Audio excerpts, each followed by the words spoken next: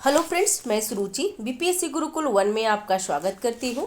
आज हम देखेंगे स्पेक्ट्रम आधुनिक भारत के इतिहास। स्पेक्ट्रम जो राजीव अहीर का आता है और बीपीएससी 70 का पेपर आने वाला है जो 30 सितंबर को होगी।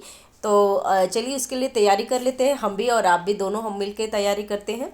और चैनल पे अगर नए हैं तो चैनल को सब्सक्राइब कीजिए, लाइक कीजिए, शेयर कीजिए। कोई त्रुटि रह जाती है तो कमेंट बॉक्स पे आप हमें बता सकते हैं। और स्पेक्ट्रम बहुत इंपॉर्टेंट है मॉडर्न हिस्ट्री के लिए और प्री और मेंस दोनों के लिए काम आने वाला है।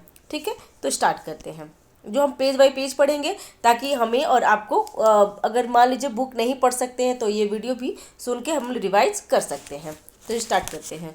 1857 से पूर्व ब्रिटिश साम्राज्य के विरुद्ध जन असंतोष क्या है? तो हम में से अधिकतर यह सोचते हैं कि 1857 का विद्रोह अंग्रेजों जो ईस्ट इंडिया कंपनी के मार्फत शासन कर रहे थे के विरोध पहला असंतोष था। हालांकि 1857 के विद्रोह के पूर्व कई ऐसी घटनाएं घटी जिन्होंने दर्शाया कि सब कुछ ठीक नहीं था और विदेशी शासन के विरुद्ध जन असंतोष पनप रहा था। इस असंतोष ने स्वयं को भारत के विभिन्न क्षेत्रों में लोगों के अलग अलग समूहों द्वारा परिवर्तन एवं विद्रोह के रूप में उजागर किया है। ठीक है, ब्रिटिश साम्राज्य के विरुद्ध लोगों के विद्रोह के परिप्रेक्ष्य में लोग शब्द में भारत के समाज के विभिन्न समुदाय एवं वर्ग शामिल होते हैं। ठीक है, जो नकारात्मक रूप से विदेशी शासन से प्रभावित थे। किसानों, शिल्पकारों, जनजातीय शासकों वर्ग, सक्रिय या वंचित वर्ग, सैन्य कर्मी जो कंपनी के अधीन और साथ ही साथ पूर्व शासकों द्वारा बाहर निकाले गए सैनिक थे इत्यादि ने कभी अकेले और कई बार मिलकर अपने हितों की रक्षा हेतु विद्रोह किए एवं लड़ाई लड़ी। ठीक है, इन विद्रोहों के हित भाव अर्थ में भिन्न थे, जैसा कि प्रत्येक वर्ग की अलग शिकायत थी, लेकिन इन सब का एक ही उद्देश्य था, ब्रिटिश शासन का अंत करना। ठीक है, औपनिवेशिक सरकार द्वारा आरोपित गृह कर के विरोध 1810 में बनारस में विद्रोह। नमक कर के विद्रोह कब हुआ था? हुआ था तो 1814 में। सूरत दंगे, निगमों कर एवं पुलिस कर के विरुद्ध बरेली में बढ़ते विद्रोह शहरी आंदोलन के कुछ उदाहरण हैं। इनमें शिल्पकार, छोटे दुकानदार एवं शहरी गरीबों जैसे निचले पायदान पर खड़े लोगों ने समृद्धि शहरी भद्रजनों के साथ मिलकर ब्रिटिश शासन के विरुद्ध लड़ाई की। ठीक है, विपिन चंद्रा के अनुसार जन विद्रोह के 3 व्यापक रूप में दिखाई दिया गया है। पहला क्या था? जन विद्रोह, दूसरा था जनजातीय विद्रोह और तीसरा क्या था? किसान विद्रोह। हमने जन विद्रोह के रूप में सैन्य विद्रोह को भी शामिल कर लिया है।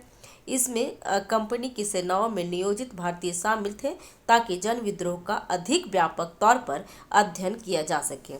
ठीक है, तो जन विद्रोह का उद्भव क्या है ये जान लेते हैं। तो औपनिवेशिक काल से पूर्व भारत में लोग द्वारा शासन एवं उनके अधिकारों के विरुद्ध विद्रोह असमान नहीं था। हालांकि औपनिवेशिक शासन की स्थापना और इनकी नीतियों ने भारतीयों पर समग्र रूप से अधिक विध्वंसकारी प्रभाव डाला है। उनके दुख दर्द एवं परेशानियों को सुनने वाले एवं उन पर ध्यान देने वाला कोई नहीं था। केवल कंपनी को केवल राजस्व वसूलने में ही रुचि थी। ठीक है, औपनिवेशिक कानून एवं न्यायपालिका में सरकार एवं इसके सहयोगी जैसे कि जमींदार, व्यापारियों तथा महाजनों जो ऋणदाता देते थे हितों की रक्षा की थी। इस प्रकार लोगों के पास हथियार उठाकर स्वयं की रक्षा करने के अतिरिक्त कोई विकल्प नहीं बचा था। जनजातियों की स्थिति मुख्य भूमि में रहने वाले लोगों से अलग नहीं थी, लेकिन बाहरी लोगों द्वारा उनकी आत्मनिर्भरता व्यवस्था में अतिक्रमण ने उनको अधिक अधीर और हिंसक बना दिया था। ठीक है, जन विद्रोह हेतु जिम्मेदार कारक क्या क्या थे? तो कंपनी शासन के विरुद्ध लोगों के असंतोष एवं विप्लव हेतु निम्न महत्वपूर्ण कारक उत्तरदायी थे। क्या क्या थे उसमें देख लेते हैं। औपनिवेशिक भू राजस्व बंदोबस्त, नवीन करों का भारी बोझ, किसानों को उनकी भूमि से बेदखल करना तथा जनजातियों की भूमि पर अतिक्रमण जन विद्रोह के कुछ मूलभूत कारण थे। ठीक है, ग्रामीण समाज में मध्यवर्ती राजस्व संग्रहकर्ता ऋणकर्ताओं के बढ़ने से शोषण में वृद्धि हुई है और जनजातीय आदिवासियों की भूमि पर भूमि पर राजस्व प्रशासन के प्रसार ने आदिवासियों को उनकी कृषि भूमि एवं वन भूमि से वंचित कर दिया था। ब्रिटेन में तैयार वस्तुओं का प्रसार, भारतीय उद्योगों विशेष रूप से निर्यात पर भारी करों ने भारतीय हथकरघा एवं तस्कारी उद्योगों के विनाश का मार्ग प्रशस्त किया था। स्वदेशी उद्योग के विनाश ने कामगारों को उद्योग से कृषि की ओर गतिशील किया था, जिससे भू कृषि पर दबाव में वृद्धि हुई है। नागरिक और असैनिक विद्रोह के बारे में जान लेते हैं। तो नागरिक विद्रोह में सैनिक विद्रोह को छोड़कर सभी शामिल होते थे, लेकिन हमने उन विद्रोहों को शामिल किया जिन्होंने सामान्यतः अपदस्थ शासकों या उसके वंशजों, भूतपूर्व जमींदारों, भूमिपतियों, पोलीगर, दक्षिण भारत में एक क्षेत्र या पलायम के मालिक, जिसमें शासक मुख्य रूप से नायक के द्वारा उनकी सैन्य सेवाओं एवं निष्ठा के बदले में दिए गए कुछ गांव शामिल होते थे। विजित प्रदेश के अधिकारियों या धार्मिक नेताओं के नेतृत्व प्रदान किया। यद्यपि इन विद्रोहों के जन समर्थक में सामान्यतः खेतिहर किसान, बेरोजगार शिल्पकार एवं अपदस्थ सैनिक शामिल थे, लेकिन भूतपूर्व सत्ताधारी वर्ग इस विद्रोह के केंद्र में थे। ठीक है, अब नागरिक विद्रोह के प्रमुख कारण क्या क्या थे, तो कारण जान लेते हैं। कंपनी शासन के अधीन अर्थव्यवस्था, प्रशासन, भू राजस्व व्यवस्था में तीव्र परिवर्तन हुए हैं। औपनिवेशिक स्थिति के कारण विभिन्न जमींदारों एवं पोलीगर को अपनी जमीन एवं राजस्व से हाथ धोना पड़ा। सरकारी अधिकारियों और व्यापारियों तथा ऋणदाताओं के एक नवीन वर्ग के कारण परंपरागत जमींदार एवं पोलीगार के ओहदे में कमी आई, जिससे उनकी अहम चोट पहुंची है। ब्रिटिश साम्राज्य के विभिन्न चरित्र जो हमेशा इस क्षेत्र के लिए विदेशी ही बने रहे हैं और उनके अपमानजनक व्यवहार ने स्थानीय लोगों के अभिमान को चोट पहुंचाए थे। धार्मिक पुजारी, पादरियों, पंडितों इत्यादि ने विदेशी शासन के प्रति घृणा एवं विद्रोह को बढ़ावा दिया, क्योंकि धार्मिक उपदेशक, पुजारी, पंडित, मौलवी इत्यादि परंपरागत जमींदारों एवं नौकरशाही अभिजात पर निर्भर थे। जमींदारों एवं सामंतों के पतन ने प्रत्यक्ष रूप से धर्मगुरुओं के वर्ग को प्रभावित किया था। ठीक है, औपनिवेशिक नीतियों के कारण बर्बाद भारतीय तस्कारी उद्योगों ने लाखों दस्तकारों को गरीबी में क्या किया, धकेल दिया था। राजाओं, जमींदारों, सामंतों जैसे उनके परंपरागत संरक्षक एवं खरीदारों को समाप्त होने से उनकी दयनीय स्थिति में इजाफा हो गई थी। अभी देख लेते हैं नागरिक विद्रोह की समान विशेषताएं क्या थी। नागरिक विद्रोह के नेता अर्ध सामंतवादी, दकियानूशी एवं पुरातनपंथी थे। उनका मूलभूत उद्देश्य शासन एवं सामाजिक संबंधों की पुरातन रूप एवं व्यवस्था को बनाए रखना था। ये विद्रोही स्थानीय कारणों एवं परेशानियों का परिणाम थे तथा अपने परिणामों में भी स्थानिक थे। यद्यपि कालिक एवं स्थानिक संदर्भ में पृथक होते हुए भी लगभग सभी एक जैसे स्थितियों से क्या होते गुजर रहे थे। अब प्रमुख नागरिक विद्रोह में क्या क्या थे, तो ये सबसे इम्पोर्टेंट हो जाएगा। ये क्वेश्चन पहले पूछ लेता है कि मिलान करने के लिए आपको मिल जाएगा, PYQ में आपको मिल जाएगा घटना चक्र का। हम इसके बाद घटना चक्र का भी हम करेंगे क्वेश्चन। इससे क्या हो जाएगा कि या फिर मेरा घटना चक्र का आपको उसमें प्ले लिस्ट में मिल जाएगा, आप वहाँ पर जाकर देख सकते हैं, इसके बारे में दिया हुआ है। नागरिक सन्यासी विद्रोह कब हुई थी, तो 1770 से 1820 तक हुई थी। इसका डेट ध्यान रखिएगा। यह आंदोलन 1770 में प्रारंभ हुआ, किंतु 19वीं शताब्दी के दूसरे दशक 1820 तक चलता रहा। इस विद्रोह का प्रमुख कारण तीर्थयात्रियों द्वारा तीर्थ स्थानों पर यात्रा करने पर प्रतिबंध लगाया जाना था।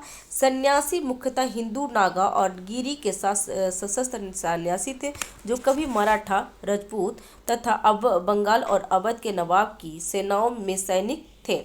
ठीक है,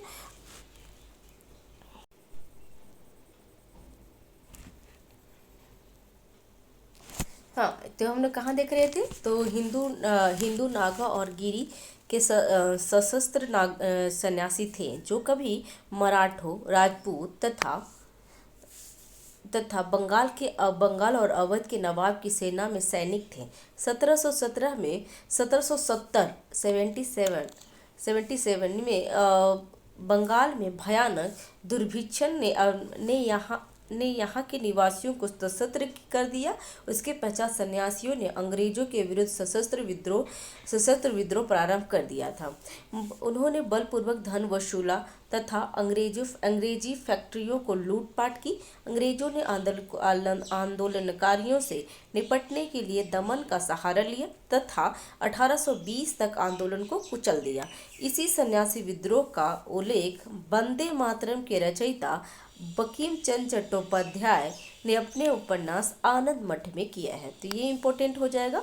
पहले बात ये कि वंदे मातरम किसने लिखा है, तो बंकिम चंद्र चट्टोपाध्याय। और उपन्यास जो वंदे मातरम उपन्यास क्या है, तो आनंद मठ। तो आनंद मठ में ये पूछता है क्वेश्चन कि वंदे मातरम जो गीत किसने लिखा है, तो बंकिम चंद्र चट्टोपाध्याय ने। और उपन्यास आनंद मठ किसने लिखा है, तो बंकिम चंद्र चट्टोपाध्याय। ये भी पूछता है कि आनंद मठ जो लिखा हुआ है वो किस पे आधारित है, तो ये है सन्यासी विद्रोह पे। ठीक है, ध्यान देंगे। सन्यासी विद्रोह पे आनंद मठ लिखा गया है और उसके अंदर वंदे मातरम गीत है। और किसने लिखा है, तो बंकिम चंद्र चट्टोपाध्याय। ये ध्यान रखिएगा, एग्जाम में चारों क्वेश्चन आया हुआ है। ठीक है, बंकिम चंद्र ने देवी चौधरानी, बंकिम चंद्र को और एक उपन्यास कौन सा है, तो देवी चौधरानी भी लिखा है। ठीक है, बंकिम चंद्र का एक देवी चौधरानी भी बुक है, ध्यान देंगे। उन्होंने देखा कि महिलाओं ने भी ब्रिटिश शासन, जिसने परंपरागत भारतीय मूल्यों के लिए खतरा उत्पन्न किया, के विरुद्ध संघर्ष में हिस्सा लिया है। इस आंदोलन में हिंदुओं और मुसलमानों की एक समान भागीदारी रही है, इसलिए इसे कभी कभी फकीर विद्रोह के भी नाम से जाना जाता था। ठीक है, मजनू शाह, चिराग अली, मूसा शाह और भवानी पाठक तथा देवी चौधरानी इस विद्रोह के प्रमुख नेता हैं। तो ये भी जान लीजिएगा कि फकीर विद्रोह के बारे में जानना है। तो फकीर विद्रोह के जो जो विद्रोह के प्रमुख नेता थे, तो फकीर विद्रोह का थे मजनू शाह, चिराग अली, मूसा शाह, भवानी पाठक और देवी चौधरानी थी। ये आजकल के एग्जाम में ये सारे पूछ लेते हैं। ऐसे चारों ऑप्शन देंगे, एक में नहीं देंगे, कोई नहीं है, और वो पूछेंगे कौन इस फकीर विद्रोह में शामिल नहीं थे, तो वैसे करके क्वेश्चन आ जाएगा। देवी चौधरानी की सहभागिता ने ब्रिटिश साम्राज्य के विरुद्ध प्रारंभिक विद्रोह में महिला की भूमिका को स्वीकार किया था। नेक्स्ट, मिदनापुर एवं थालभूम में विद्रोह कब हुआ था, ये तो 1766 से 1774 तक। ठीक है, अंग्रेजों ने 1760 में मिदनापुर पे कब्जा कर लिया। उस समय वहां पर लगभग 3000 जमींदार तालुकदार थे, जिनके अपनी रैयत के साथ मधुर संबंध थे। लेकिन यह सौहार्दपूर्ण परिदृश्य उस समय परिवर्तित हो गया जब अंग्रेजों द्वारा 1772 में नवीन भू राजस्व का प्रारंभ किया गया था। वंशी टाट, ध्यान दीजिएगा, वंशी टाट अंग्रेज गवर्नर के अनुसार मिदनापुर के जमींदार अंग्रेजी राजस्व संग्रह अधिकारियों एवं रैयतों के बीच संघर्ष की स्थिति में रैयत का पक्ष लेते थे। ओल्हामभूम, मानभूम, रायपुर पंचायत, झट्टी बुटनी, कर्णगढ़ एवं बागरी के जमींदार पश्चिम एवं उत्तरी पश्चिमी मिदनापुर के जंगल महल के व्यापक क्षेत्र में रह रहे थे, जो आखिरकार 1880 तक उनकी जमींदारी से बेदखल कर दिया गया। इस विद्रोह के प्रमुख नेता कौन थे, तो दामोदर सिंह एवं जगन्नाथ थाल थे। ठीक है, अब मायोमरी विद्रोह कब हुई थी, तो 1769 से 99 तक। और ये इतना भी इम्पोर्टेंट नहीं है, बट हम फिर पढ़ लेते हैं क्योंकि ये एग्जाम में आ भी सकते हैं, क्योंकि अभी तक ये पीसीएस में आए हुए नहीं है, तो हो सकता है कि नेक्स्ट एग्जाम में पूछ दें। तो 1769 में मोआमरिया द्वारा किए गए विद्रोह असम के अहोम राजाओं की सत्ता के लिए एक प्रबल चुनौती थी। मोआमरिया निम्न जनजाति के किसान थे, जो अनिरुद्ध देव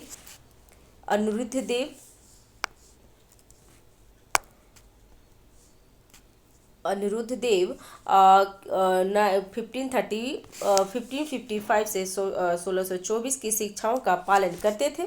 ठीक है, और और उनका उत्थान उत्तर भारत में अन्य निम्न जातियों के समूहों के समान था। उनके विद्रोह ने अहोम को कमजोर किया और अन्य के लिए इस क्षेत्र पर हमला करने का मार्ग प्रशस्त किया। उदाहरण के लिए 1792 में दरंगा के राजा कृष्ण नारायण ने, जिसमें उसकी सहायता की, उसे बुर्कादेज दल, मुसलमान सेनाओं एवं जमींदारों की सेनाओं से मुक्त सिपाही ने भी की विद्रोह कर दिया। इन विद्रोह का दमन करने के लिए अहोम शासकों को ब्रिटिश सहायता की प्रार्थना करनी पड़ी।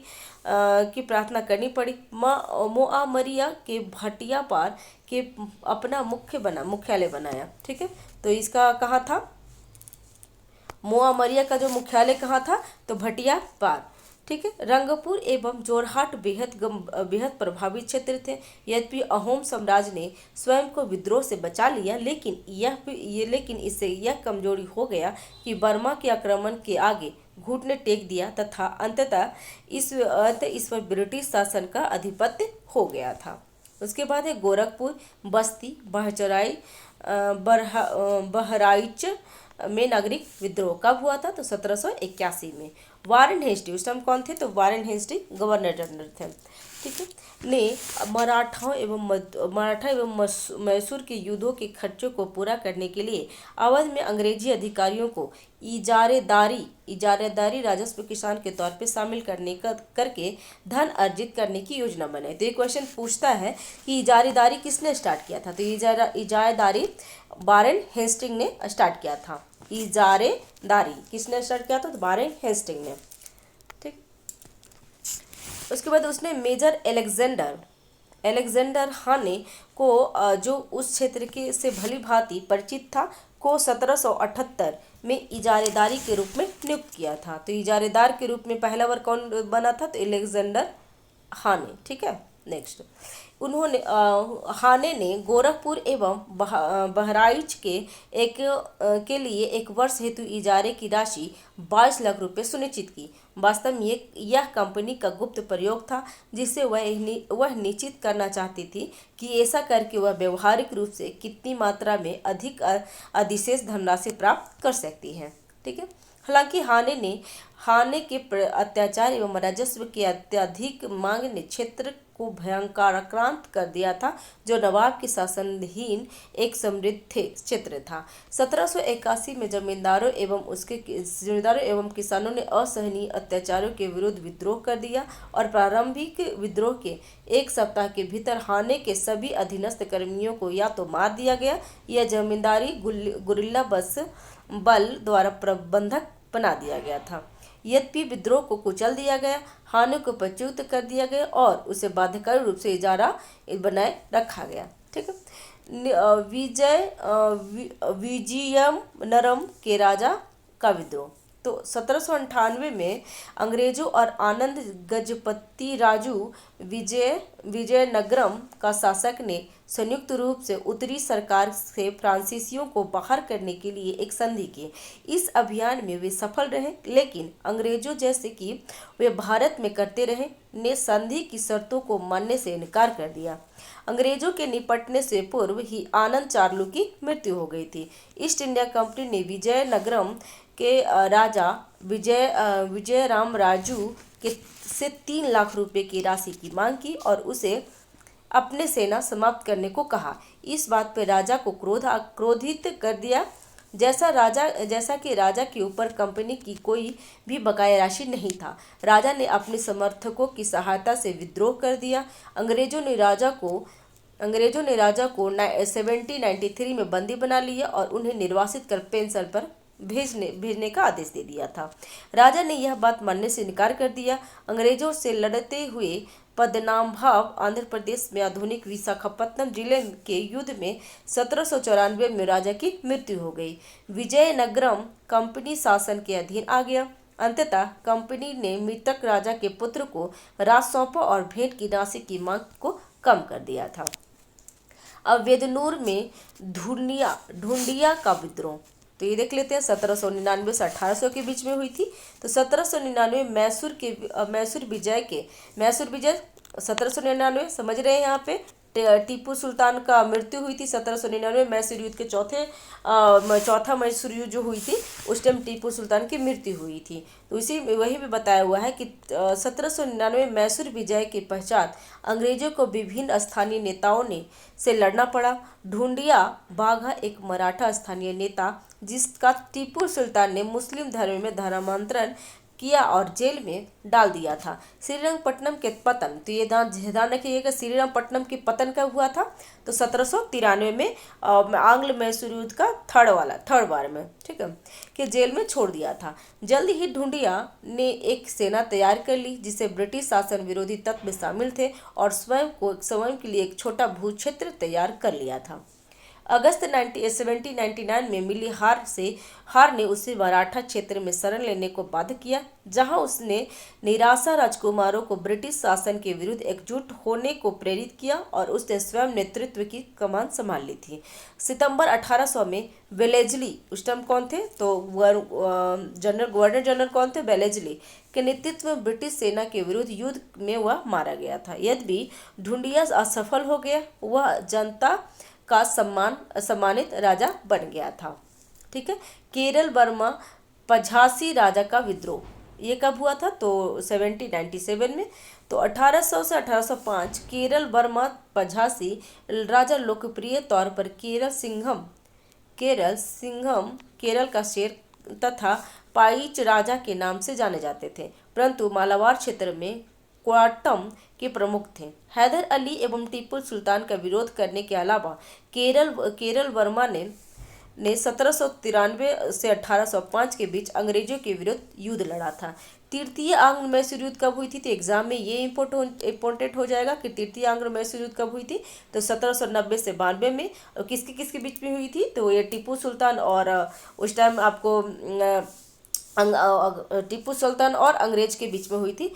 1790 से पूर्व एक समझौता जिसने कोयट्टम की स्वतंत्रता को स्वीकार कर लिया था। उल्लंघन के फलस्वरूप कोयट्टम पर ब्रिटिश परमोच्चता को विस्तारित किया। अंग्रेजों ने पझासी राजा के चाचा वीर वर्मा को कोयट्टम के राजा के रूप में नियुक्त किया था।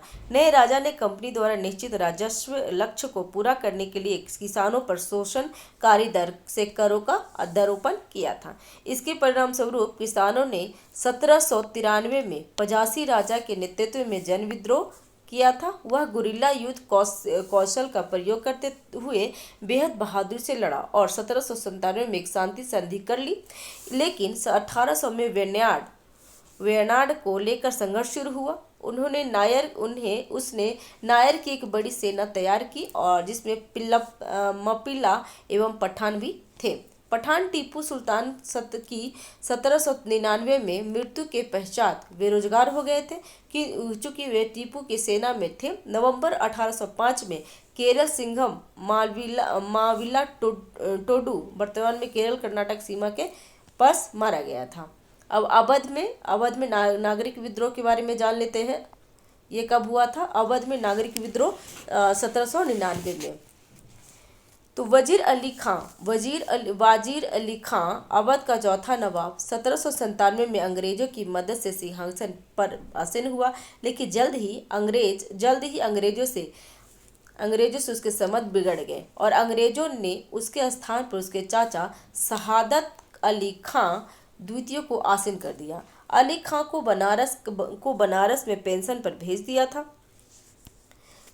गया। हालांकि जनवरी 1799 में अली ने अंग्रेज रेजिडेंट जॉर्ज फेडरिक चेरी की हत्या कर दी थी। उसके अंगरक्षकों ने 2 अन्य यूरोपियों को मार दिया और यहाँ तक कि बनारस मजिस्ट्रेट पर हमला किया। यह पूरी घटना बनारस जनसंहार के नाम से भी प्रसिद्ध है। ठीक है। अली कई हजार लोगों जिसमें जनरल एकर्स्किन ने हराया की फौज तैयार करने में कामयाब हुआ। अली ने भागकर फुटबॉल में जयपुर के शासक की शरण ली थी। ऑर्थर वेलेस्ली कौन थे? ऑर्थर वेलेस्ली ने जयपुर के राजा से अली के प्रत्यार्पण की प्रार्थना की। अली को इस शर्त पर प्रत्यार्पण किया गया कि उसे न तो फांसी दी जाएगी और न ही बेड़ियों में जकड़ा जाएगा। दिसंबर 1799 में आत्मसमर्पण के पश्चात उसे पोर्ट विलियम किले में बंदी बनाकर रखा गया था। ठीक है। नेक्स्ट है गंजम एवं गुरसुर में विद्रोह कब हुआ था? तो 1800 में। 1835 से 37 उत्तरी सरकार में गंजम एवं इसके आसपास के क्षेत्रों में ब्रिटिश शासन के विद्रोह का बिजुल बजाया गया। गंजम जिले में गुमसूर के जमींदार श्रीकर भंज ने 1797 में राजस्व देने से मना कर दिया और 1800 में उसने खुलकर विद्रोह कर दिया और लोक अधिकारियों की अवज्ञा की और उन्हें चुनौती दी थी। 1807 से 1808 में धनंजय भंज श्री शंकर भंज का पुत्र राज को छोड़ने के लिए बाध्य किया गया। धनंजय ने अंग्रेजों के विरुद्ध विद्रोह किया, लेकिन उसे जून 1815 में आत्मसमर्पण हेतु बाध्य कर दिया गया। श्रीकर जो गंजम लौट आया था, उसको सरकार के साथ समझौता पर पुनः जमींदार नियुक्त किया गया और उसने 1819 से 1830 तक जागीर का प्रबंधन किया, लेकिन बकाया राशि को चुकाने में असफल रहा। वह धनंजय को जमींदार बनाने के पक्ष में सेनावृत्ति हो गए थे। हालांकि विशाल बकाया राशि चुकाने में असमर्थ धनंजय भंज ने उस समय दूसरी बार विद्रोह कर दिया और जब अंग्रेज फौजों में नवंबर 1835 में गुमशूर एवं कोलेदा पर अधिकार कर लिया था। विद्रोह ने सरकार की सत्ता को बेहद कमजोर किया, लेकिन धनंजय दिसंबर 1835 में मर गया और उसके अनुगामियों ने विद्रोह जारी रखा। फरवरी 1837 तक संघर्ष का अंत हो गया। गुमशूर की जिम्मेदारी को समाप्त कर दिया गया था। अब है पलामू में विद्रोह, जिसको चेर विद्रोह कहा जाता है अक्सर। तो चेर विद्रोह एग्जाम में आ जाएंगे कि चेर विद्रोह कब होते थे, कब हुए हैं? तो 1800 से 1802 तक हुए हैं और ये कहाँ पे थे? तो पलामू में थे, ठीक है। तो पलामू विद्रोह, जिसे चेर विद्रोह से जाना जाता है। बिहार की पलामू, क्योंकि बिहार उस टाइम झारखंड के साथ में लगा हुआ था और जब बिहार झारखंड कब डिवाइड हुए हैं तो आप हमको बताएंगे। वैसे 15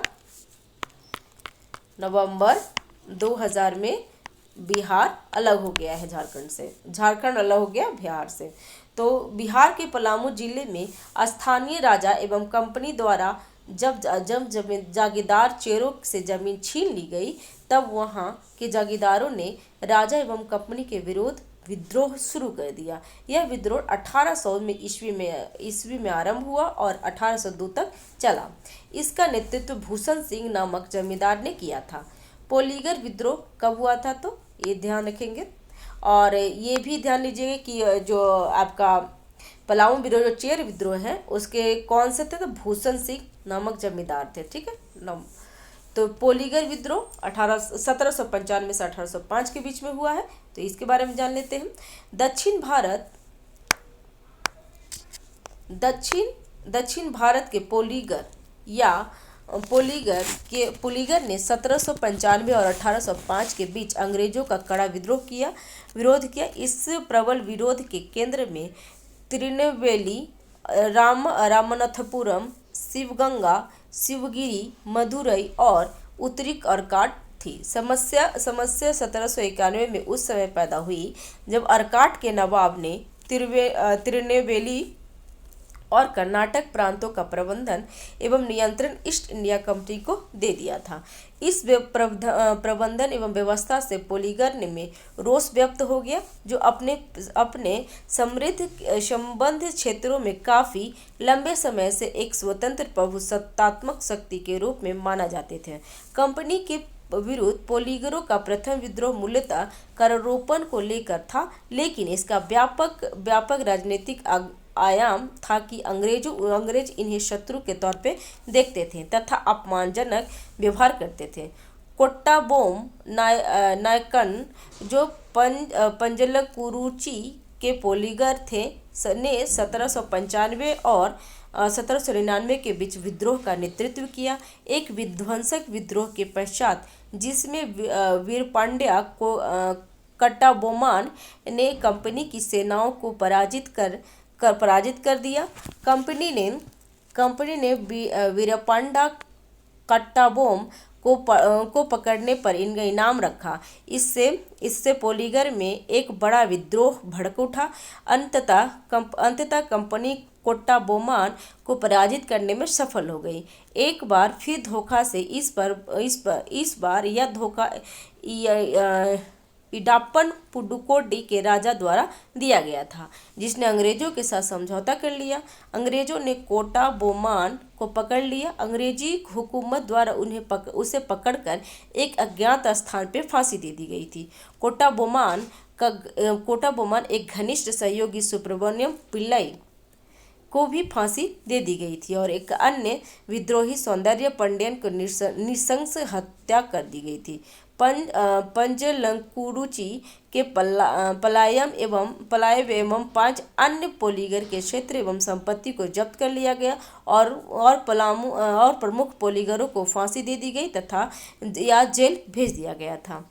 पोलीगर विद्रोह का दूसरा चरण, जो प्रथम चरण से अत्यधिक हिंसक था, फरवरी 1801 में उस समय शुरू हुआ जब पलमकोट्टा के किले में बंदी पोलीगर निकलने में सफल हो गए। विद्रोहियों ने कई किलों पर नियंत्रण कर लिया, यहाँ तक कि तुतीकोरिन पर भी। ब्रिटिश नेताओं ने जल्द ही मालाबार पर पुनः अधिकार कर लिया। भगोड़े जो शिवगंगा की ओर कूच कर गए थे, रामनाड में मरुदूसी विद्रोहियों में शामिल हो गए थे, जिन्होंने अक्टूबर 1801 में कुचल दिया गया। इसी बीच नवाब ने ब्रिटिश प्रशासन, नागरिक एवं सैन्य सरकारों के सभी क्षेत्रों को कंपनी को सौंप दिया था। ठीक है। 1803 और 1805 के बीच उत्तरी अर्काट के पोलीगर ने विद्रोह शुरू किया, जब उन्हें कावल शुल्क एकत्रित करने के उसके अधिकार से वंचित किया गया। कावल तमिलनाडु की एक प्राचीन संस्था थी। यह एक वंशानुगत ग्राम पुलिस कार्यालय था। किसको क्या था? तो कावल, जिसे ब्रिटिश अधिकारी एवं दायित्व प्रदान थे। पूरा क्षेत्र कानून एवं व्यवस्था की शून्यता की स्थिति में आ गया था। विशिष्ट रूप से चित्रू एवं चंद्रगिरी, ये एद्राकुंड के पोलीगर जो विद्रोही मुखियाओं में सर्वाधिक साहसिक थे के साथ चारागल्लू के वंचित पोलीगारों ने गठजोड़ कर लिया। फरवरी 1815 तक विद्रोहियों को कुचल दिया गया। विभिन्न मुखियाओं को मद्रास में रहने का आदेश दिया गया, जबकि अन्य को उनकी संपत्ति राजस्व पर 18% का भत्ता लगा दिया गया था। पोलीगर विद्रोह दक्षिण भारत के एक बड़े हिस्से में फैला हुआ था। विद्रोहों द्वारा घोषणा संकेत करती है कि वे अंग्रेजों से स्वतंत्रता प्राप्त करने के लिए विदेशी शासन के विरुद्ध एक जन आंदोलन में विश्वास करते हैं। भिवानी विद्रोह 1809 में हुई थी। तो 1809 में कहाँ हुई थी? तो हरियाणा के जाटों ने विद्रोह कर लिया था। जाटों ने स्वयं को भिवानी में किलाबंद कर लिया और एक प्रबल विद्रोह किया था। इस विद्रोह को कुचलने के लिए अंग्रेजों को सभी हथियारों से सुसज्जित एवं बेहतरीन रूप से प्रशिक्षित सेना की आवश्यकता पड़ी। दीवान बेलूथम्पी का विद्रोह 1808 से 1809 के बीच में हुई थी। त्रावणकोर में वहाँ के दीवान बेलूथम्पी, एग्जाम पे इम्पोर्टेंट है बेलूथम्पी के बारे में, कि कंपनी के बढ़ती जातियों के खिलाफ एक सशक्त विद्रोह का नेतृत्व किया, जिससे लगभग 1 वर्ष तक त्रावणकोर पर कंपनी का अधिकार समाप्त प्राय रहा था, जिसके पश्चात 1805 में बेलेजली के नेतृत्व में दोनों पक्षों में सहायक संधि पर राजी हुए थे, जिस कारण क्षेत्र में गहरा असंतोष फैल गया। शासक सब्सिडी चुकाने में असमर्थ हो गए और कर्ज में डूब गया था। कोर का ब्रिटिश रेजिडेंट राज के आंतरिक मामले में दखल देने लगा। कंपनी के इस प्रकार के रवैये ने प्रधानमंत्री बेलूथम्पी को नायर सेना की मदद से विद्रोह करने के लिए बाध्य कर दिया था। बेलूथम्पी ने कुंडारा में एक सभा को संबोधित किया, जिसमें उन्होंने खुले तौर पर लोगों को अंग्रेजी शासन को अपनी धरती से उखाड़ फेंकने हेतु हथियार उठाने का आह्वान किया था। इसके बाद में कुंडारा उद्घोषणा के नाम से जाना जाता है। बेलूथम्पी ने 1808 ईस्वी में फ्रांस एवं अमेरिका से भी अंग्रेजों के विरुद्ध सहायता के लिए संपर्क स्थापित किया था। बेलूथम्पी ने स्थानीय शासकों से भी सहयोग के लिए संपर्क किया, पर किसी ने सहयोग नहीं किया था। अंत में 1809 में कंपनी की सेना के बहुत कंपनी की सेना बहुत बढ़ आने पर वेलुथम्पी ने आत्महत्या कर ली। वह आत्मसमर्पण नहीं किया था। तो वेलुथम्पी ने क्या किया था, आत्महत्या कर ली, लेकिन वो आत्मसमर्पण नहीं किया था। कब? तो 1809 में। अंग्रेजों की शांति बहाल करने के लिए एक व्यापक सैन्य अभियान चलाना पड़ा। अब बुंदेलखंड में अशांति तो कब हुआ था? 1808 से 1812 में। बुंदेलखंड जिसे अंग्रेजों ने द्वितीय आंग्ल मराठा युद्ध 1803 से 1805 के दौरान विजित किया था। तो यहाँ पे ये भी ध्यान दीजिए कि आपका द्वितीय आंग्ल मराठा युद्ध कब हुआ था? तो 1803 से 1805 के बीच में हुआ था। और उस टाइम क्या किया था? तो बुंदेलखंड को अंग्रेज ने जीत लिया था। ध्यान देंगे, ये एग्जाम में आता है कि द्वितीय आंग्ल मराठा युद्ध कब हुआ था? तो 1803 से 1805 में। बंगाल प्रेसिडेंसी के भीतर रखा गया था। बुंदेल सरदारों ने नई सरकार के सम्मुख तब तक प्रबल विद्रोह किया जब तक वे अपने किले से ऐसा कर सकते थे, जो कि लगभग 150 थे। प्रथम बड़ा विद्रोह लक्ष्मण डाबा अजयगढ़ किले का किलेदार ने किया था। ठीक है, लक्ष्मण को 2 वर्षों के लिए अस्थायी तौर पर, जो 1808 में समाप्त हो रहा था, किले की व्यवस्था सौंपी गई, लेकिन उसने समय समाप्ति पर भी उस पर दावे नहीं छोड़ा था। उसने फरवरी 1809 में समर्पण कर दिया और कलकत्ता चला गया। अगला विद्रोह कालिंजर के किले दरिया सिंह ने किया था, जिसे जनवरी 1812 में कुचल दिया गया था। लेकिन सबसे गंभीर एवं प्रबल चुनौती गोपाल सिंह प्रसिद्ध सैन्य कौशल में प्रवीणता की तारीफ की तरफ से खड़ी की गई थी, जिसका अंग्रेजों द्वारा असमर्थित अपने चाचा से विवाद हो गया था।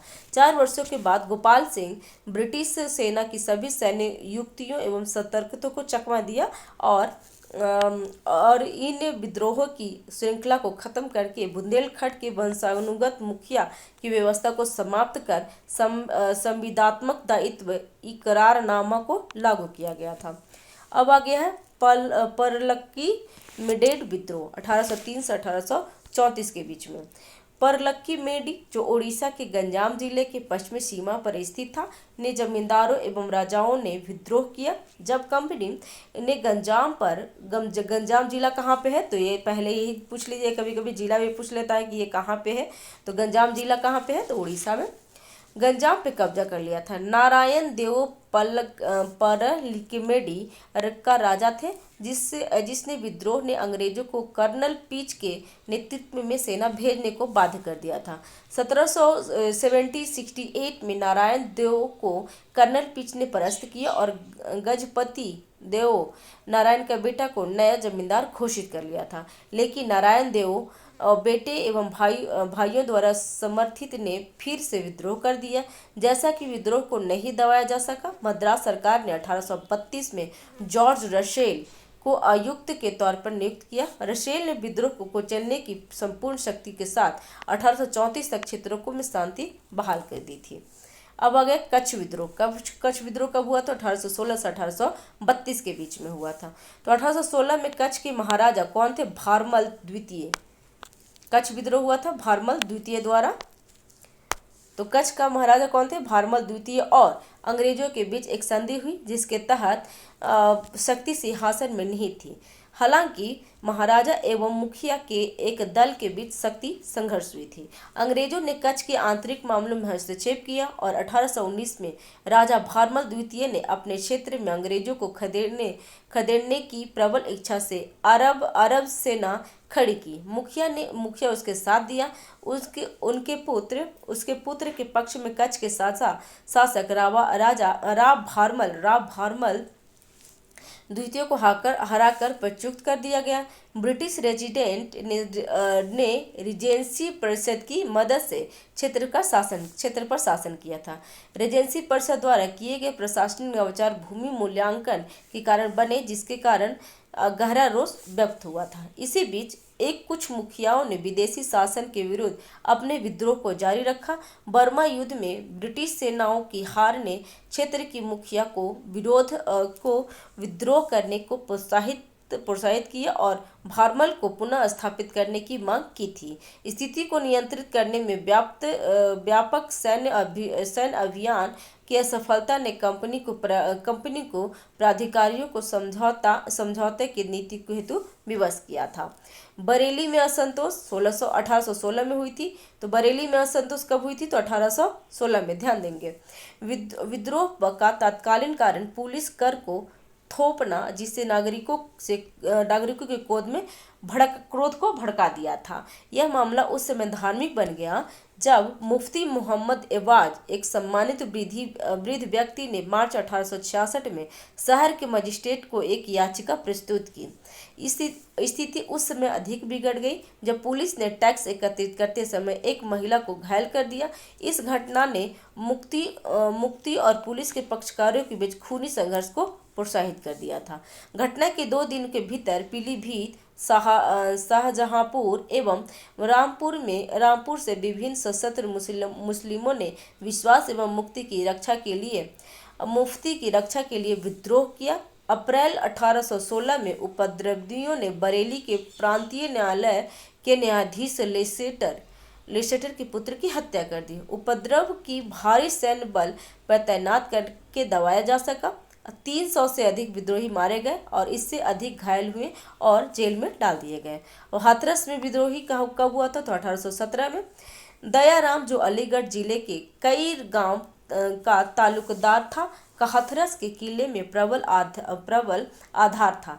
इस किले को भारत में सर्वाधिक मजबूत किला माना जाता था, जबकि दूसरा सर्वाधिक मजबूत किला भरतपुर था। ठीक है। अंग्रेजों ने दयाराम के साथ हाथरस एस्टेट का निपटारा कर एक किसान के रूप में किया था, लेकिन लगातार बढ़ते ऊंचे राजस्व के कारण दयाराम बकाया राशि अदा करने में निरंतरता असफल हो गया और यहाँ तक कि सरकार के भगोड़ों को शरण देकर अंग्रेजों की स्वतंत्रता मोल ली। कंपनी ने फरवरी 1817 में एक बड़ी सेना के साथ हाथरस पर हमला कर दिया। दयाराम ने 15 दिनों तक बहादुरी के साथ युद्ध किया और निकलने में सफल हो गए थे, लेकिन आखिरकार उन्हें आत्मसमर्पण एवं पेंशन की शर्त पर वापस आना पड़ा। अन्य महत्वपूर्ण विद्रोही भगवंत सिंह मुसरान का राजा ने अपने किले के बर्बाद होने के डर से सरकार के समक्ष आत्मसमर्पण कर दिया था। अब पायको का विद्रोह हुआ था। तो कब पायको का विद्रोह हुआ? इंपॉर्टेंट है, एग्जाम में आ चुका है। तो पायको का विद्रोह 1817 में। पायक कहाँ था? तो पायक उड़ीसा के परंपरागत पैदल सैनिकों थे। पायक कौन थे? तो पैदल सैनिक थे और कहाँ के? उड़ीसा के। और अपनी सैन्य सेवाओं के लिए लगान मुफ्त जमीन प्राप्त करते थे तथा वंशानुगत आधार पर इस कार्य को करते थे। अंग्रेजी कंपनी द्वारा 1803 में उड़ीसा पर विजय प्राप्त की गई। अंग्रेजी कंपनी द्वारा कब उड़ीसा पर प्राप्त की गई? तो 1803 में उड़ीसा पर विजय प्राप्त की गई और खुर्दा के राजा को सिंहासन से हटने के लिए पायकों के सम्मान एवं शक्ति में बेहद कमी आई। इसके अतिरिक्त कंपनी की शोषणकारी भू राजस्व नीति जमींदारों एवं किसानों के बीच रोष का कारण बनी थी। लोक करारोपण के कारण नमक की कीमतों में वृद्धि, स्थानीय मुद्रा समाप्त करने और करों का भुगतान चांदी में करने इत्यादि जैसी अंग्रेजी शासन के शोषणकारी कदमों से बुरी तरह प्रभावित थे। बख्शी जंगबंधु, ये ध्यान दीजिएगा, बख्शी जंगबंधु थे वहाँ के। तो बख्शी जंगबंधु विद्याधर खुर्दा के राजा की सेना का सेनापति थे। तो कौन थे? विद्याधर खुर्दा के राजा की सेना का सेनापति थे। कौन? बख्शी जंगबंधु। सेनापति ने 1814 में जंगबंधु के पूर्वजों के किला रोराग की संपत्ति को कंपनी ने जबरन ले लिया था। विद्रोही की चिंगारी उस समय भड़की जब मार्च 1817 में खोंड लोगों एक समूह गुमसूर से खुर्दा क्षेत्र में आ गए थे। स्थानीय पायकों ने जो कि मुगलों एवं मराठों के विरुद्ध मोर्चा ले चुके थे, अंग्रेजों का प्रभावी प्रतिरोध किया था और खुर्दा जैसे स्थानों पर उन्होंने करारी मात दी गई थी। इस विद्रोह में पायकों का नेतृत्व किसने किया था? तो पायका विद्रोह, सबसे पहले यही इंपॉर्टेंट हो जाएगा कि पायका विद्रोह का नेतृत्व किसने किया? तो जंगबंधु ने। ये पीटी के लिए इंपॉर्टेंट है। ठीक है, एक क्वेश्चन आ चुका है कि पायका विद्रोह का नेतृत्व किसने किया है? तो जंगबंधु ने। ठीक है, यह विद्रोह कब हुआ था? तो 1817 में हुआ था। शुरू हुआ जो 1818 में आकर स्थिर पड़ गया था। यद्यपि जगबंधु 1821 तक अंग्रेजों का प्रतिकार करता रहा था। 1825 में नायगढ़ के राजा ने आत्मसमर्पण करने के लिए जगबंधु से बातचीत की, जिसके पश्चात उसे सरकार से 1550 रुपये प्रतिमाह की पेंशन पर कटक में रहने की अनुमति दे दी गई थी। पायक विद्रोह बकायों में बड़ी छूट, मूल्यांकन में छूट और ऋण चुकाने में असक्षम लोगों की मनमाने रूप से एस्टेट की बिक्री की को रद्द करने, निश्चित समय को लेकर नई व्यवस्था तथा उदार शासन के अन्य अनुबंधों को कराने में सफल हुए थे। अब बघेरा विद्रोह इम्पोर्टेंट आ जाएगा। बघेरा विद्रोह कब हुआ था? तो आपको 1818 से 1820 में हुई थी। तो बघेरा विद्रोह के बारे में जान लेते हैं। विदेशी शासन के प्रति द्वेष और ब्रिटिश सरकार द्वारा समर्थित बड़ौदा के गायकवाड़ का आकर्षण ने मिलकर ओखा मंडल के बघेरा सरदारों को हथियार उठाने के लिए विवश कर दिया था। बघेराओं ने 1818 से 1819 के दौरान ब्रिटिश क्षेत्र में घुसपैठी जारी रखी। नवंबर 1820 में एक शांति संधि पर सहमति बनी। ठीक है। अहोम विद्रोह ये इंपॉर्टेंट हो जाएगा, असम के क्षेत्र में हुई है। तो अहोम विद्रोह कब हुआ था? तो 1828 में। आपको मिलान करने में मिल जाएगा अहोम विद्रोह कब हुआ है, तो 1828 में। बर्मा युद्ध 1824 से। बर्मा युद्ध कब हुई थी? तो ये एग्जाम में ध्यान रखिएगा कि प्रथम बर्मा युद्ध कब हुई थी, तो 1824 से 1826 के बाद 26 तक हुई थी। ठीक है। तो बर्मा युद्ध के बाद अंग्रेजों ने उत्तरी असम पर अधिकार कर लिया। असम के अहोम वंश के उत्तराधिकारी ने इसे नापसंद किया और ईस्ट इंडिया कंपनी ने असम छोड़कर चले जाने को कहा। कंपनी द्वारा न मानने पर 1828 में से 1830 तक गोवर्धन कोनवार, ये ध्यान रखिएगा कि अहोम विद्रोह किसने किया था, तो गोवर्धन कोनवार एक अहोम राजकुमार तथा उसके साथियों धनंजय बोगोहन एवं जयराम खरघिया फुक्कन के नेतृत्व में एक असमिया ने कंपनियों के विरुद्ध विद्रोह कर लिया था। तो सबसे इंपॉर्टेंट पीटी के लिए आपको हो जाएगा अहोम विद्रोह कब हुई थी, तो 1828 में। और किसने किया था, तो गोवर्धन कोनवार ने। जोरहाट के पास एकत्रित होकर विद्रोहियों ने गोवर्धन कोनवार को औपचारिक रूप से राजा बनाया। अंततः कंपनी ने एक मैत्रीपूर्वक नीति का अनुसरण करने का विनिश्चित किया और ऊपरी असम क्षेत्र महाराजा पुरंदर सिंह नरेंद्र को सौंपा और बाकी राज्य क्षेत्र असम के राजा के अधीन बना रहा। ठीक है। अब है सूरत नमक विद्रोह 1844 के बारे में। तो ये जान लेते हैं। अंग्रेजों के विरुद्ध एक प्रबल भावना का विस्फोट सूरत के स्थानीय लोगों द्वारा 1844 में सरकार द्वारा नमक पर 50 पैसे से बढ़ाकर 1 रुपये बढ़ाने के कदम में विरोध यूरोपीय लोगों पर हमलों के रूप में हुआ था। जन विद्रोह को देखते हुए सरकार ने नमक पर अतिरिक्त कर को वापसी ले लिया था। उस पर गडकरी विद्रोह। तो गडकरी भी मराठा क्षेत्र के दुर्गों में सैनिक के रूप में काम किया करते थे, जिसके बदले इन्हें करमुक्त जमीन मिला करती थी। अंग्रेजों का शासन हो जाने के बाद ये बेकार हो ही गए थे। इनकी जमीनों पर कर भी आरोपित कर दिया गया था। इसके विद्रोह में गडकरियों ने 1844 ईस्वी में विद्रोह कर दिया था। सामनगढ़, कोल्हापुर आदि इस विद्रोह के प्रमुख केंद्र थे। और कौन थे, तो बाबाजी अहिरकर इस विद्रोह के प्रमुख नेता थे। तो गडकरी विद्रोह तो बाबाजी अहिरकर। ठीक है। और कब हुई थी गडकरी विद्रोह, तो 1844 में। सामंतवादी विद्रोह, इसके बारे में जान लेते हैं। यह विद्रोह 1844 में हुआ था, जिसके नेतृत्व एक मराठा सरदार फोडन सावंत ने किया था। सावंत ने कुछ सरदारों तथा देसाइयों की सहायता से कुछ किले पर अधिकार कर लिया। बाद में अंग्रेज सेनाओं ने मुठभेड़ के विद्रोहियों को परास्त कर दिया तथा किले से बाहर खदेड़ दिया। कई विद्रोही गोवा भाग गए तथा बचे हुए विद्रोहियों को पकड़कर उन पर राजद्रोह का मुकदमा चलाया गया तथा उन्हें कड़ी सजा दी गई थी। अब नायका विद्रोह, तो बंगाल में मेदिनीपुर जिले में हुआ यह विद्रोह उन रैयतों नायकों ने किया था जिन पर कंपनी बढ़ी हुई दरों से लगान चुकाने के लिए दबाव डाल रही थी। 1806 ईस्वी में कंपनी ने इस नायकों की जमीन की जब्त कर ली थी। नायकों ने इस विद्रोह में कंपनी के खिलाफ छापामार युद्ध शुरू कर दिया और जो 1816 ईस्वी तक चला। इस विद्रोह का नेतृत्व किसने किया था? तो अचल सिंह ने। नायका विद्रोह का नेतृत्व किसने किया? अचल सिंह द्वारा नामक व्यक्ति ने किया था, जिसने नायकों को सैनिक प्रशिक्षण देकर एक कुशल पलटन तैयार की गई थी।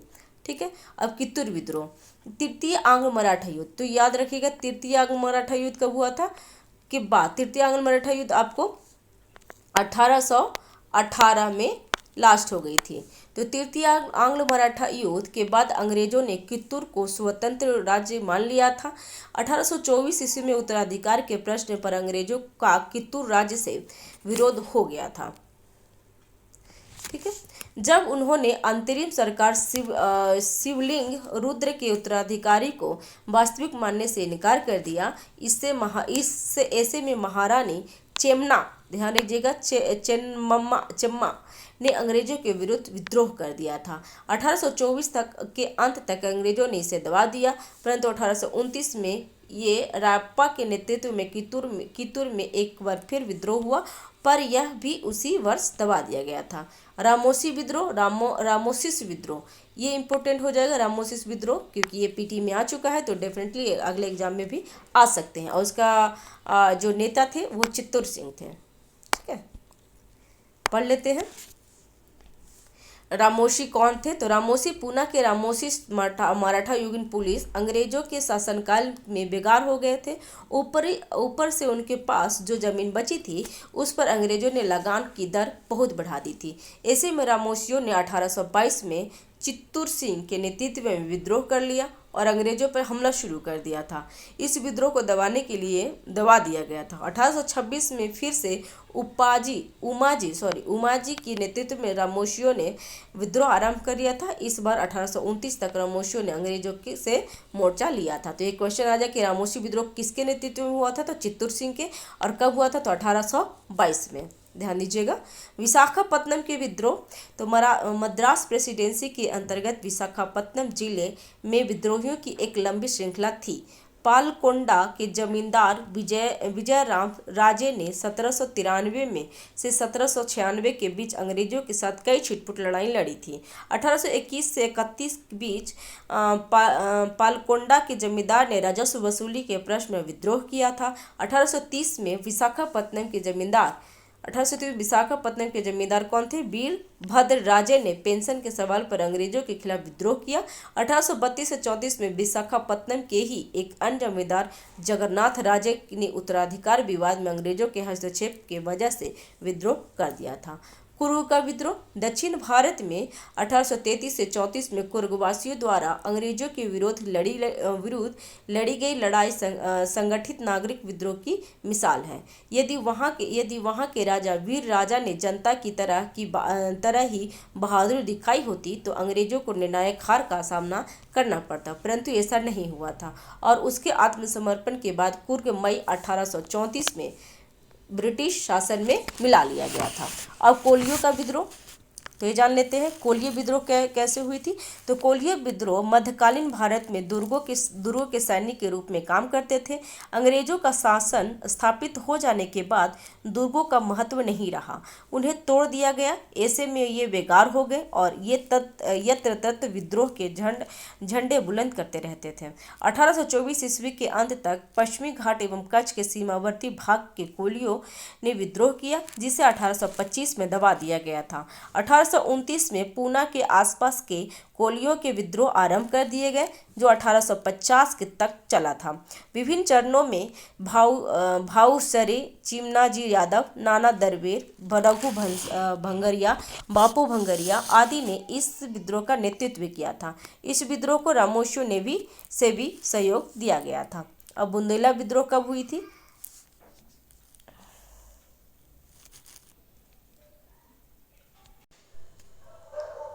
हेलो फ्रेंड्स, मैं सुरुचि बीपीएससी गुरुकुल 1 में आपका स्वागत करती हूँ। तो आज हम स्पेक्ट्रम का आधुनिक भारत इतिहास जो राजीव अहीर का आता है उसका देख रहे थे और हम दोनों पढ़ाई करते हैं। मैं भी पढ़ाई कर रही हूँ और आज हम आज का बुंदेला विद्रोह के बारे में जान लेते हैं।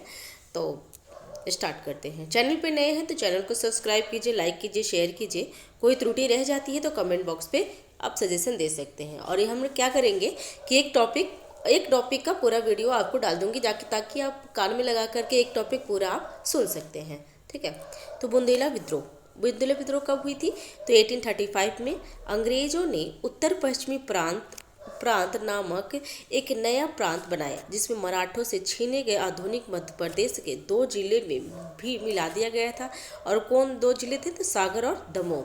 इस प्रांत में वर्ड कमीशन के प्रतिवेदन पर महलवाड़ी बंदोबस्त किया गया था। तो क्वेश्चन पूछ सकता है कि जो बुंदेला विद्रोह हुई थी, तो बुंदेला के जो सागर और दमोह जो प्रांत थे उसमें महलवाड़ी बंदोबस्त किसके प्रतिवेदन पे किया गया था? तो वर्ल्ड कमीशन के द्वारा। ठीक है, जिसने 20 वर्षों के लिए लगान का निर्धारण बढ़ी हुई दर पर कर दिया था। कितने वर्षों के लिए? तो 20 वर्षों के लिए।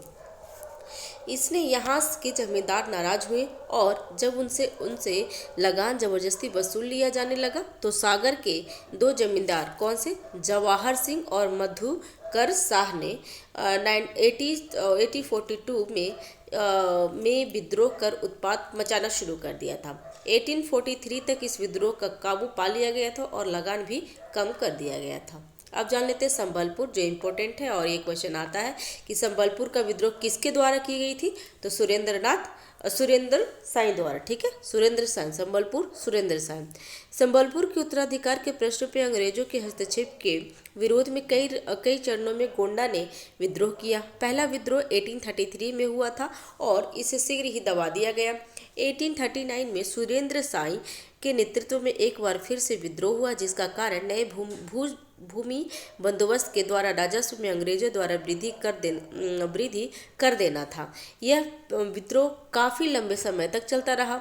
1857 की क्रांति के समय संबलपुर में सुरेंद्र साई ने मोर्चा संभाला और इस 1857 में भी जो संबलपुर में है सुरेंद्र साई ने ही मोर्चा संभाला था।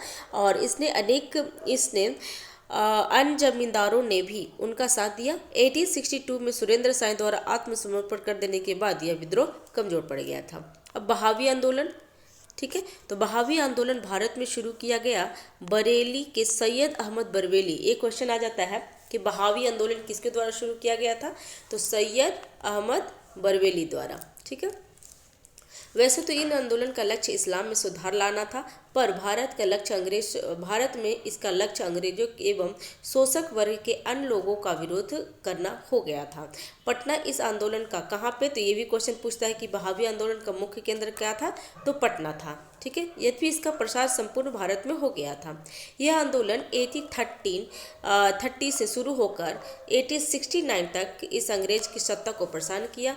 1831 में बरेली की मृत्यु के बाद बिहार में इनायत अली और विलायत अली तथा बंगाल में तीतू मीर और दुदू मियाँ ने नेतृत्व किया था। अंतिम चरण में इस आंदोलन का प्रमुख केंद्र कहाँ था? पश्चिमोत्तर भारत। तो ये इसमें ध्यान दीजिएगा कि बहावी आंदोलन किसने शुरू किया है? तो सैयद अहमद बरेली ने। और कहाँ उसका मुख्य केंद्र था? तो पटना था। और कब से कब तक था? तो 1830 से 1869 तक था। और इसमें जो सैयद अहमद बरेली की मृत्यु कब हो गई थी? तो 1831 में। और उसके बाद कौन थे इसके मुख्य महत्वपूर्ण नेता? नेतृत्व किसने प्रदान किया? तो इनायत अली, विलायत अली तथा बंगाल में तीतू मीर और दुदू मियाँ ने किया था। ठीक है, बहावियों ने ब्रिटिश साम्राज्य के विरुद्ध भावनाएं भड़काने में एक महत्वपूर्ण भूमिका निभाई। सियाना में स्थित बहावियों ने 1860 के दशक में अंग्रेजों द्वारा चलाई गई सैन्य अभियानों की श्रृंखला और बहावियों पर राजद्रोह के विद्रोह न्यायालय मुकदमे ने बहावी आंदोलन को कमजोर कर दिया था। ठीक है, यद्यपि अंग्रेजों के साथ छिटपुट सामना 1880 एवं 1890 के दशक तक भी जारी रहा था। कुका विद्रोह इंपॉर्टेंट है कि कुका विद्रोह कहाँ हुआ था? तो इसकी शुरुआत किसने किया था? तो जवाहर मल ने किया था। और इसका नाम क्या? जवाहर मल को क्या नाम से जाना जाता था? तो सियाम के नाम से भी जाना। पश्चिम पंजाब कहाँ पे हुआ था? तो ये पश्चिम पंजाब में हुआ था। और स्टार्ट किसने की थी? तो जवाहर मल, जिसे जवाहर मल भगत ने स्टार्ट किया था, जिसे सियान साहिब भी कहा जाता था। और उनके शिष्य कौन थे? बालक सिंह। और उन्होंने हाजरो नामक स्थान पर अपना मुख्यालय स्थापित किया था। तो कुका विद्रोह का जो मुख्यालय कहाँ था, हाजरो नामक स्थान पर। ठीक है। इस आंदोलन का उद्देश्य सिख धर्म में प्रचलित बुराइयों एवं अंधविश्वासों को दूर करके धर्म को शुद्ध बनाना था। इसके अन्य सिद्धांतों में जातीय भेदभाव का उन्मूलन, सिखों का समानता का अधिकार, मांस, मदिरा एवं अन्य नशीली वस्तुओं के सेवन से परहेज, अंतर जातीय विवाह को प्रोत्साहन तथा महिलाओं में पर्दा प्रथा को दूर करना इत्यादि प्रमुख थे। ठीक है। प्रारंभ में कुका आंदोलन एक धार्मिक सुधार आंदोलन था, किंतु अंग्रेज द्वारा पंजाब को हस्तगत कर लेने के बाद पश्चात यह राजनीतिक आंदोलन में परिवर्तित हो गया था। कुका आंदोलन के राजनीतिक स्वरूप अख्तियार करने पर अंग्रेज चिंतित हो गए तथा इसके दमन के प्रयास करने लगे थे। राजनीतिक दृष्टिकोण से देखा जाए तो कुका अंग्रेज को हटाकर पंजाब में सिख शासन स्थापित करना चाहते थे। तो जो कुका का जो क्या था कि उनका मेन उद्देश्य था